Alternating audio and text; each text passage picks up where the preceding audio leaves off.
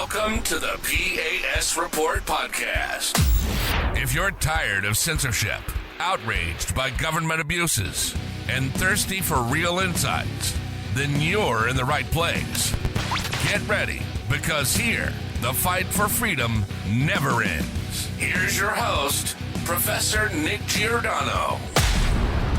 Welcome, everyone, to the P.A.S. Report podcast. This is your host, Nick Giordano. I'm glad you could join me today. Make sure you are following and subscribe to the podcast so you never miss an episode. Also, visit the P.A.S. Report website, PASreport.com, and share this episode with your family and friends. Do not forget to check out the America's Founding series. I got a new episode dropping every single Thursday that spotlights a forgotten patriot, someone who helped shape this nation to make this nation the exceptional country that we've become. And while there's a lot of people out there that want to constantly denigrate the United States and our founding, the truth is there's never been a country like us. The United States is truly unique and remarkable, and the America's Founding series seeks to highlight that. With today's episode, what I want to focus on is the shift in the Democrat Party. You think that they would have learned some lessons from the previous election cycle, where President Trump won. He increased his margins amongst all demographics. When that happens, you go back to the drawing board. You try and figure out where you went wrong. You try and figure out what were the policies that shaped the race and why. Why did the American people vote for someone like Trump, someone who the media savaged throughout the entire thing, that people were comparing him to the next Hitler? You would think that Democrats would wake up and realize that their messaging is off, their positions on issues is off, that the issues they actually stand for are truly bizarre. You know, when you look at the men competing in women's sports, 80% of the American people are against this. 80%. Now, when we look at 80%, that means it's not just Republicans, it's not just hardcore conservatives that are against this. You have independents that are against it. You have a lot of Democrats themselves that are against it. Yet the party keeps fighting for men to compete in women's sports. And the question is why? Why? It's not helping them. When you look at the DEI agenda, the American people spoke out in the last election. They rejected the DEI agenda. They were tired of race being the issue that defines every single human being, that you're either born an oppressor or you're born oppressed. You're born a victim or a victimizer. The American people rejected that. They don't want to be divided along characteristics that they have no control over, and yet Democrats keep on pushing it. They keep on pushing this racialized agenda that divides us along these lines. And yet Democrats haven't learned. They haven't woken up that DEI is a loser. Listen, diversity, equity, inclusion, it's a political agenda. It's based off of social justice. And remember, the left gets to define what social justice issues there are. When you look at Senator Bernie Sanders and Congresswoman Alexandria Ocasio-Cortez's Stop the Oligarchy tour, do they even know what an oligarchy is? I mean, just optics alone. If you're looking to push back against the wealthy elite within society, maybe you shouldn't fly around on private jets. Maybe you shouldn't own 3 homes like Senator Bernie Sanders does, a guy that spent his entire life in government, in politics, not in the private sector. What are they actually fighting against? When you look at the waste, fraud, and abuse, you know, DOJ is trying to uncover waste, fraud, and abuse. And listen, obviously they've hit a few potholes. There's no doubt about it. They made a few mistakes. But the reality is we should all want to find waste, fraud, and abuse. We should want to eliminate it. You know, our elected officials and the appointed officials should be good stewards of taxpayer dollars. And yet Democrats have put up a resistance to finding the waste, fraud, and abuse and actually doing something about it. But what really is bizarre, what really leads me to wonder what is going on in the Democrat Party that they've allowed the far left to take it over, is the Abrego Garcia case. This is truly an interesting thing because Democrats are feigning outrage. They've gone all in. They've become apoplectic over the deportation of Kilmar Abrego Garcia. And it's interesting. He's an illegal immigrant from El Salvador, and they continue to gaslight the American people that this is nothing more than Maryland debt, right? He's just here and he just wanted to raise his children. And we're getting new information each and every day. This is an alleged gang member. You have 2 immigration judges that saw evidence that he's a gang member. We have police reports that he was involved in potentially human trafficking in Tennessee. He was driving a car with 8 individuals who didn't have ID, no luggage in the vehicle, and he was transporting them from Texas to the Northeast. So it's interesting, right? I mean, here you have 8 people crammed in a vehicle, no luggage, no ID, and the Tennessee officials, the police, they called the FBI, but it was Biden's FBI, so they didn't take an interest in the case, and it just went away. You look in Prince George County in Maryland, and what do we see? Well, we see more information come out. We see information that his spouse, on 2 occasions, sought restraining orders for domestic violence. 2 separate occasions. This isn't the government just saying this. This isn't the Pam Bondi Department of Justice just saying this. It's not the Trump administration just saying this. This is court records that are indicating this. So Democrats are rallying behind an illegal immigrant, purported gang member, and alleged serial domestic violence abuser. One thing is clear. What they've shown in the last few months and the last few years is who they're willing to fight for. And time again, they have proven it's not you. They're not willing to fight for you.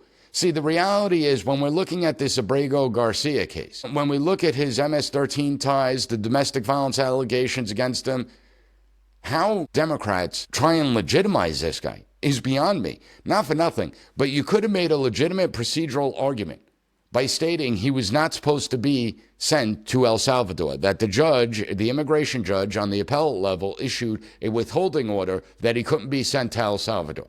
You could have made that procedural argument. And while you probably wouldn't have the American people's support because they do want to see gang members thrown out of the country, at least you would have a legitimate claim. But instead, they've chosen an extreme position, a position that reveals their true agenda. And it symbolizes everything the Democrat Party now stands for. Because you have Democrat officials going to extreme lengths to defend an illegal immigrant with gang ties and a history of domestic abuse. Yet, when it comes to ordinary Americans, where's the outrage of issues that are affecting ordinary Americans? You know, the Democrat Party remains eerily silent when actual government abuses occur, when institutional failures exist, when American citizens are harmed. And I just want you to think of the lack of anger over the murders of Rachel Morin or Laken Riley. Think of the lack of outrage over countless victims because of illegal immigration. Not for nothing, you have Senator Chris Van Hollen that goes to El Salvador. A number of Congress people end up following him, and they're trying to get Abrego Garcia released. Now, again, as I stated in the previous segment, you could have made the procedural argument, but they didn't do that. They're trying to make it as if this is a Maryland debt. But when we look at someone like a Senator Van Hollen, Rachel Morin, his very own constituent, she's brutally raped and murdered. Where was his outrage? And we now have another case. Has Senator Van Hollen reached out to the family of Lisbia Milith Ramirez Guerrera, a Maryland resident, a mother of 2, who was allegedly murdered by a 23-year-old illegal immigrant just last week? Where was Van Hollen's outrage? I didn't hear him outraged over this. And the heartbreaking truth is there is no outrage. There's only outrage for a documented gang member who had removal orders from 2 judges. And yet the Maryland senator wants to travel thousands of miles away in a pitiful attempt for a photo op to paint Abrego Garcia as the victim. Garcia is not the victim. And what really bothers me is the lack of motivation by the Democrat Party to prioritize American citizens, to uphold the tenets of the American Republic. Where were the Democrats' outrage when James Clapper lied to Congress about spying on the American people? Where was the outrage when it came to the National Security Agency's prison program, where the government was collecting the metadata on every single one of us, a blatant abuse of the Constitution, a blatant violation of the United States Constitution? They didn't have a warrant to collect this data, yet they were building profiles on all of us. Where was the outrage when the Central Intelligence Agency John Brennan, Central Intelligence Agency, was caught spying on sitting members of the United States Senate Intelligence Committee. Where was the outrage then? That's what I want to know. And this is the problem with the Democrat Party. They'll go to bat for an illegal immigrant, but they won't show any outrage when there is systemic abuses taking place. Gross violations of the United States Constitution, even against them. Sure, they spoke out for a few days after it was revealed that John Brennan was monitoring the communications of the Senate Intelligence Committee, but nobody was ever held accountable. Where was the Democrat outrage when the Merrick Garland Department of Justice wanted to label parents as potential domestic terrorists?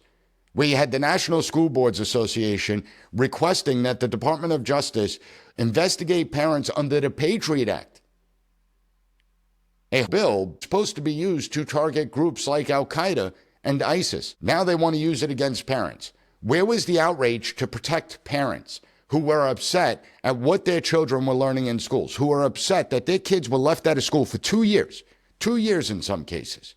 Where was the outrage then? Led to severe learning loss. Students still haven't recovered, led to a mental health crisis amongst the youth. But there was no outrage about that.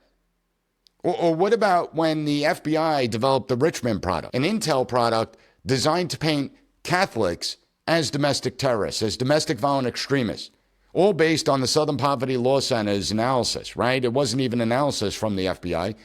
They used the Southern Poverty Law Center, a horrible organization, to justify infiltrating churches. Where was the outrage then? See, in each of these cases, there was silence. There was no press conference. There was no televised outrage, no calls for accountability, nothing like that. There was no new legislation to protect Americans from these extraordinary abuses. So we see this idea of selective outrage. We see the same selective outrage in their willful neglect of America's collapsed education system, do we not? Student performance has declined dramatically. It's at historic lows. Math, reading, other core subjects. They continue to plummet. Have we heard any fiery speeches from Democrats saying that this is unacceptable, that this shouldn't be taking place, that we spend $1.4 trillion on education if we take federal, state, and local governments combined each and every year?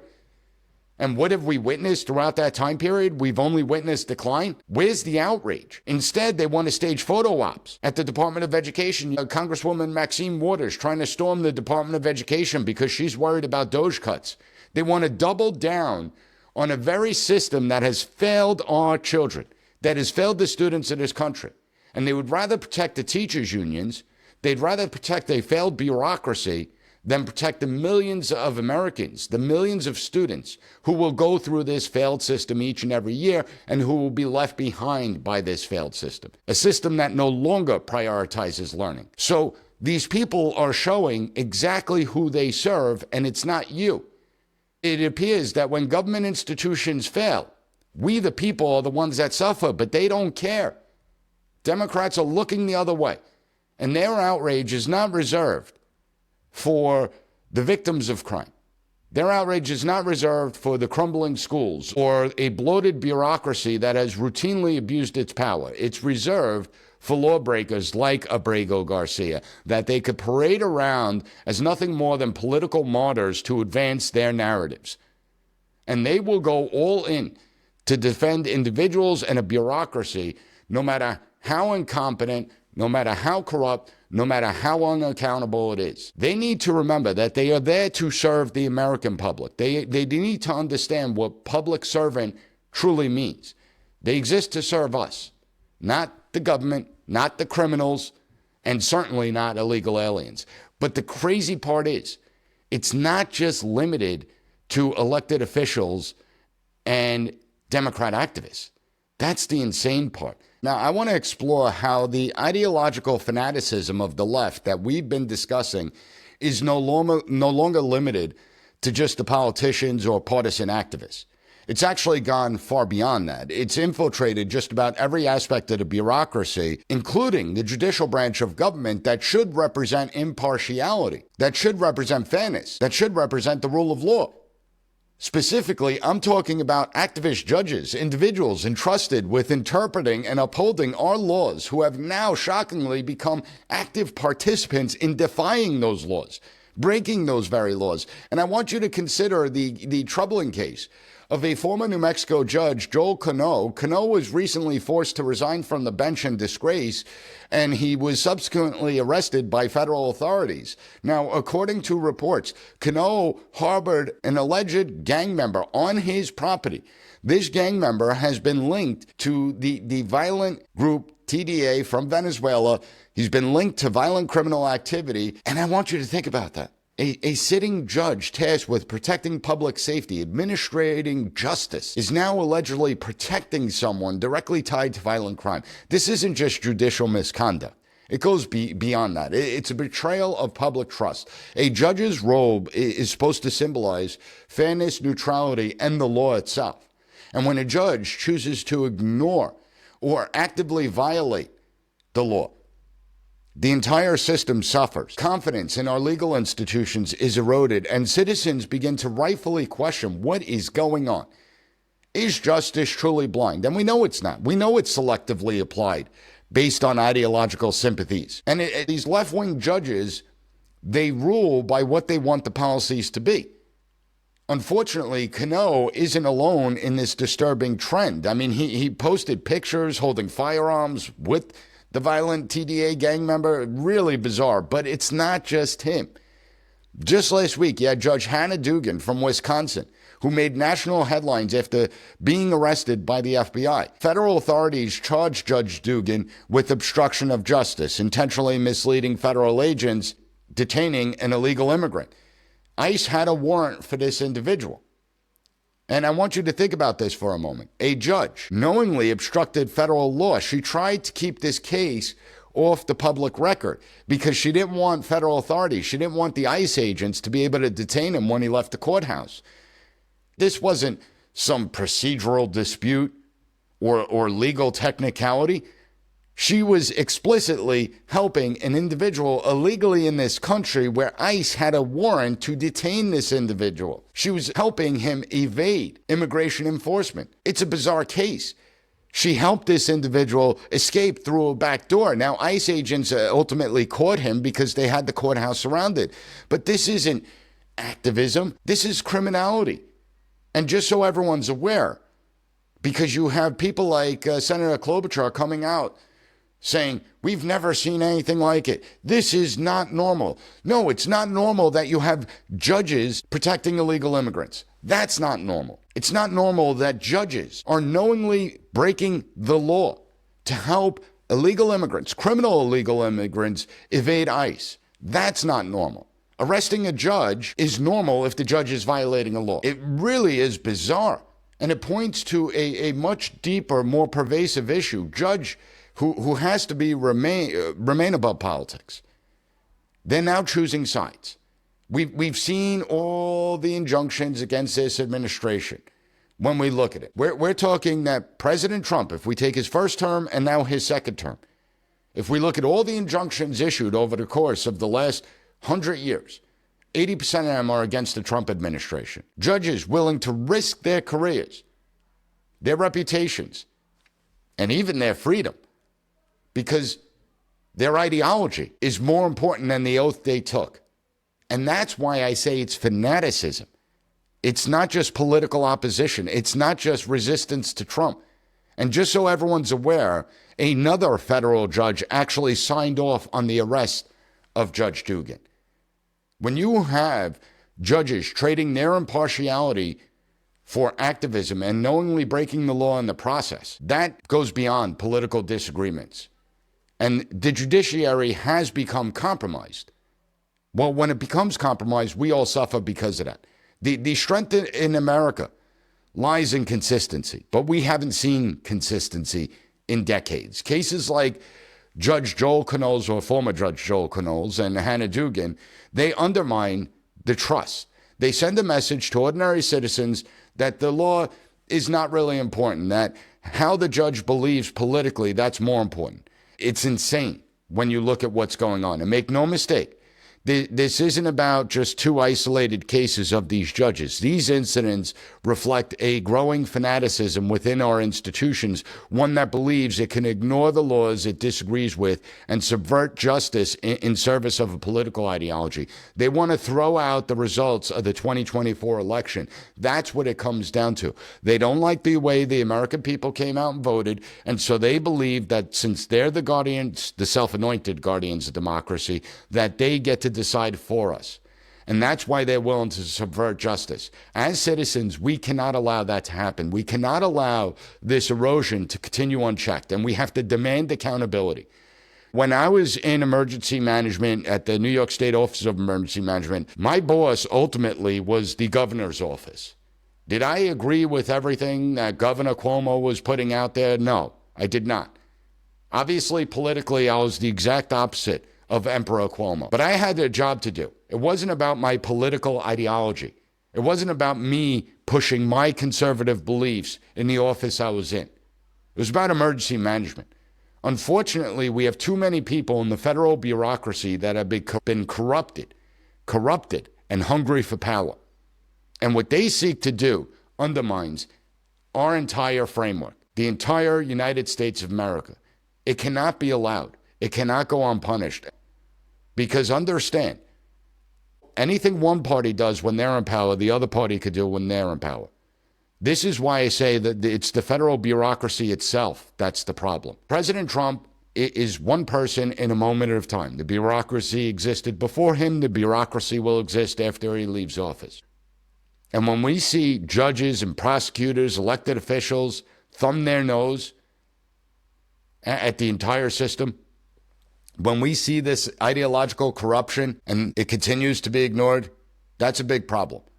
Because I want to look closely at how this fanaticism has overtaken the Democrat Party's messaging and how it's pushed them far beyond just political opposition into dangerous ideological territory that they don't realize the destruction that's being done. Because our entire system is undermined by ideologues that have infiltrated our government. And I pointed out a few weeks ago, if we look at federal workers and their campaign contributions in 2024, you begin to get a clear picture of what's going on, what the problem really is. 86% of all presidential donations actually went to Kamala Harris's campaign. The federal workforce, we have some really good bureaucrats out there that wake up every morning and they want to do the job. They're not ideologues. On the flip side of that, though, we have far too many ideologues, particularly in positions of power, that have undermined the entire system, that has gone well beyond this idea of a government for the people and by the people. When we look at what's happened within the bureaucracy and then bring it out to the entire Democratic Party and leadership, we now need to put pressure on the leadership of the Democrat Party. And they have to address how this ideological fanaticism has taken root. They need to tackle it head on because we cannot keep going down this road. When you have institutions hijacked by fanaticism, it becomes irrational. And unfortunately, in our system, we don't have accountability anymore. We've seen that over the last 3 decades where nobody is actually held accountable. And this represents a long-term threat to the republic. People constantly want to focus on the division that exists within our society. Division is actually normal. Division has existed since the founding of this country.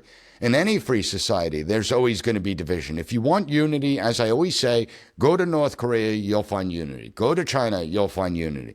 Because if you speak out in those governments, well, you're going to be detained and you're going to be disappeared. But when it comes to the United States, division has always existed, and we could easily argue our points of view. That's the whole premise. We don't need less free speech. We actually need more free speech. But what's going on today is you're seeing a system being weaponized. And I discussed it last week when we saw the strategic implementation plan that Tulsi Gabbard, OD&I director, declassified and released. We saw how the system's being weaponized through the National Strategy for Countering Domestic Terrorism. Well, now it's actually moved beyond that. And we're seeing direct harm against our interests, the American people's interests, our rights, our safety and security? When are the Democrats going to recalibrate?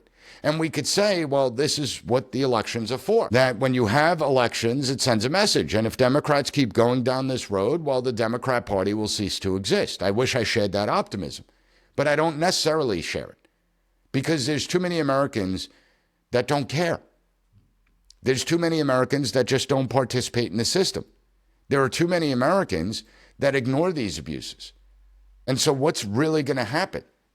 When's the Democratic Party going to reform itself? When are the John Fettermans going to be able to lead that party to talk about moderate points of view instead of this leftist hijacking of their party? And we could say it's going to push the Democrats towards irrelevancy. But if Democrats control the bureaucratic institutions of power, well, it's not. Understand, it may go dormant while Trump's in office. But we see even now how the efforts that Trump's trying to put out there are being undermined. And again, I don't agree with all the executive orders that have come out. I have criticism of the current president and his administration. It's not that anyone should just rubber stamp. I want to see these things go through Congress. We have a legislative body for a reason, to debate the issues and to pass laws. But when we're seeing that you have officials that are blocking Trump's attempt to fire provisional personnel, these are not employees that have civil service rights. These are not employees that can't be terminated. They're provisional employees for a reason, and you can let them go as you see fit. And yet we're seeing the courts block that. When the president is trying to enforce immigration law, something that hasn't been done for the last 4 years, it's amazing to me. You can have the Biden administration totally undermine the executive authority of enforcing immigration law. You have the Biden administration that could just open the borders and allow floods of illegal immigrants to come into this country, pour into this country. But when you get a president that tries to enforce immigration law, and you have the Democrat officials traveling down to El Salvador saying that criminal illegal aliens with alleged ties to MS-13, alleged domestic violence abusers, potential human smugglers, are just Maryland dads. That's a problem. When you have courts trying to block the executive authority to actually do the job that they're supposed to be doing under Article 2 of the United States Constitution, that's a problem. And when you listen to these people, who are they really fighting for? Because it's clear, these are ideological extremists. They're not fighting for you. They're fighting for their ideology. And that's why I say that many within the left-wing flank of the Democratic Party have become fanatics. They would rather put criminals and special interests above everyday Americans. And we see it clearly. So we have to call attention to this matter. We have to highlight this. We cannot ignore it. Now, I want to thank you for joining me. If you found the content of this episode informative, please give the P.A.S. report a 5-star rating. Take 30 seconds to write a good review on Apple Podcasts, Spotify, or any other podcast platform. And make sure you share this episode with family and friends. I think what's happened to the Democrat Party is disgraceful. I want to see two vibrant political parties. I don't want Republicans to have full power. I don't want to see Democrats having full power. I believe we need balance in this country. And even though I'm a conservative, I know I represent only about 30% of the Republican Party. I know I'm not going to get my way on all the issues. I recognize that. And I accept that because that's part of the American system. But when you have people undermining the entire premise of this country, it does become a big problem. So we need to stay attuned to this issue because it's not going away anytime soon. In fact, it looks like that some are only going to be doubling down. I want to thank you for joining me, and I'll be back on Wednesday with another great episode of the P.A.S. Report podcast. Thank you for listening to the P.A.S. Report. Don't forget to rate, share, and hit that subscribe button. That way you'll never miss an episode. For more exclusive content and updates, visit us at PASreport.com and follow Professor Giordano on all social media platforms at PAS Report.